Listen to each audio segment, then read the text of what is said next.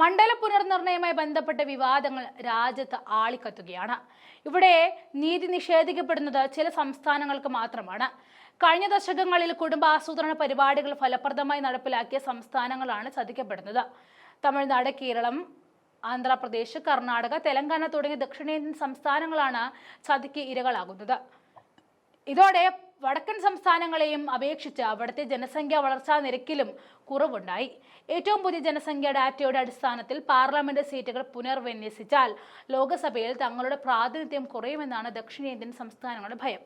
ജനസംഖ്യാ അടിസ്ഥാനത്തിൽ അതിർത്തി നിർണയം നടത്തിയാൽ ഉയർന്ന ജനസംഖ്യാ വളർച്ചയ്ക്കുള്ള വടക്കൻ സംസ്ഥാനങ്ങളിലെ പാർലമെന്ററി സീറ്റുകൾ വർദ്ധിക്കുകയും അതുവഴി ദക്ഷിണേന്ത്യൻ സംസ്ഥാനങ്ങളുടെ പ്രാതിനിധ്യം കുറയുകയും ചെയ്യുമെന്ന് ഉറപ്പാണ്. ഈ സംസ്ഥാനങ്ങളിൽ നിന്നുമുള്ള മൊത്തം അംഗങ്ങളുടെ എണ്ണം 129 നിന്നും 103 കുറയുമെന്നാണ് കണക്കാക്കുന്നത്. ഉദാഹരണമായി ഉത്തർപ്രദേശ്, ബീഹാർ തുടങ്ങിയ സംസ്ഥാനങ്ങൾക്ക് അധിക സീറ്റുകൾ ലഭിക്കുമെന്നും തമിഴ്നാടിനും കേരളത്തിനും സീറ്റുകൾ നഷ്ടപ്പെടുമെന്നും പഠനങ്ങൾ സൂചിപ്പിക്കുന്നുണ്ട്. ഉത്തർപ്രദേശിൽ 11 കൂടി ആകെ മണ്ഡലങ്ങൾ 91 ആകും.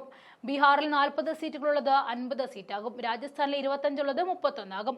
ഹിന്ദി ഹൃദയഭൂമിയിൽ 220 സീറ്റ് 259 വർദ്ധിക്കും. എന്നാൽ തമിഴ്നാടിനും കേരളത്തിനും ആന്ധ്ര, തെലങ്കാന എന്നിവർക്ക് 8 സീറ്റുകൾ വീതം കുറയും. കർണാടകയ്ക്കും 2 സീറ്റുകളുടെ നഷ്ടമുണ്ടാകും. രാജ്യസഭയിലെ അംഗത്വം ഇപ്പോൾ തന്നെ ജനസംഖ്യ കൂടിയ സംസ്ഥാനങ്ങൾക്ക് അനുകൂലമായി മാറിയ സാഹചര്യത്തിൽ ഈ ആശങ്ക ശക്തമാവുകയാണ്. ജനസംഖ്യാ നിയന്ത്രണ നടപടികൾ വിജയകരമായി നടപ്പിലാക്കുന്നതിനുള്ള അന്യായമായ ശിക്ഷയാണിതെന്ന് ദക്ഷിണേന്ത്യൻ സംസ്ഥാനങ്ങൾ വാദിക്കുന്നത്. ജനസംഖ്യാ നിയന്ത്രണം കഴിഞ്ഞ 50 വർഷമായി തുടരുന്ന ദേശീയ ലക്ഷ്യമാണെന്നിരിക്കവേ ലോകസഭയിലെ സീറ്റുകളുടെ കാര്യത്തിൽ കുറഞ്ഞ പ്രത്യുൽപാദന നിരക്കുള്ളവർക്ക് നഷ്ടവും ഉയർന്ന നിരക്കുള്ളവർക്ക് നേട്ടവും ഉണ്ടാകും.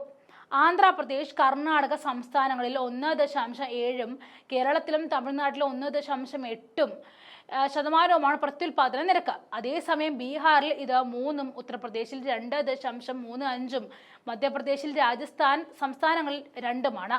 വടക്കൻ സംസ്ഥാനങ്ങൾക്കുള്ള സീറ്റുകളുടെ വർധനവ് ലോക്സഭയിലെ അധികാര സന്തുലിതാവസ്ഥയെ മാറ്റിമറിക്കുകയും ദേശീയ നയങ്ങളിൽ അവയ്ക്ക് കൂടുതൽ സ്വാധീനം നൽകുകയും ചെയ്യും.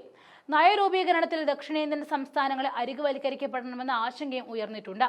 ജനസംഖ്യ കുറവാണെങ്കിലും ഇന്ത്യയുടെ GDPയിൽ ഗണ്യമായ സംഭാവന നൽകുന്നവരാണ് ദക്ഷിണേന്ത്യൻ സംസ്ഥാനങ്ങൾ.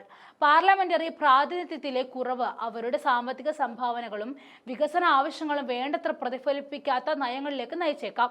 മണ്ഡലങ്ങളുടെ എണ്ണം കുറഞ്ഞാൽ കേന്ദ്ര ഫണ്ടുകളുടെ ലഭ്യതയെ ബാധിക്കുമെന്ന ആശങ്കയുമുണ്ട്. ഉദാഹരണത്തിന്, ഏതെങ്കിലും ഒരു സംസ്ഥാനത്തെ ലോക്സഭാ മണ്ഡലങ്ങളുടെ എണ്ണം കുറഞ്ഞാൽ MP-മാരുടെ പ്രാദേശിക വികസന ഫണ്ട് വഴി ആ സംസ്ഥാനത്തേക്ക് എത്തുന്ന കേന്ദ്ര സഹായത്തിലും കുറവുണ്ടാകും എന്ന് ഉറപ്പാണ്.